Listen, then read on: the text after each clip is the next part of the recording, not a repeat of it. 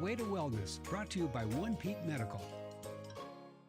Today on The Way to Wellness, we're joined by Shannon Galpin, a family nurse practitioner at OnePeak Medical. Shannon is here to help us understand what your body's trying to tell you and share simple, practical steps that you can take to start feeling better. Today, we're diving into why it's time to normalize the conversation around hormones for everyone. Hi, Shannon. Hi, thanks for having me. Of course, happy to have you. So what are some everyday symptoms that someone might experience with a hormone imbalance? So we know men and women both experience hormone imbalance. For men, it often tends to be erectile dysfunction, fatigue, loss of muscle mass. For women, it often tends to be irritability, abnormal weight gain, painful sex, and hot flashes and night sweats. Yeah, and so how do hormone issues show up differently in men versus women then?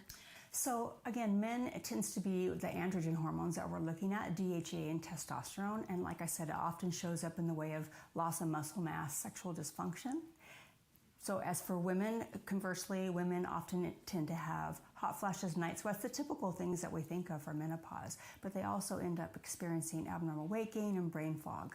So important to know. So people often associate hormone therapy with contraceptives or menopause support. So are there other people who could benefit from this treatment? Absolutely. So we know that the average age of menopause and andropause is around 45, but that can also start a decade earlier. So sometimes women and men in their mid-30s can have hormone imbalances that need to be addressed. Definitely. And so what is one simple lifestyle change that our viewers could take away from this tomorrow that could support their hormone health?